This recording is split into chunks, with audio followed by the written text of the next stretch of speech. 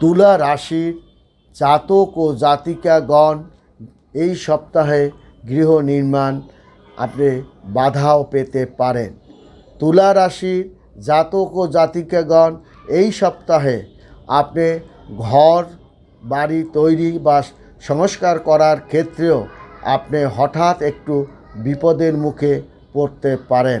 তবে আপনার এ সপ্তাহে আপনার বাধার মুখে পড়লেও আপনি সব বাধা অতিক্রম করার মতো ক্ষমতা, মেধা, বুদ্ধি কিন্তু আপনার আছে।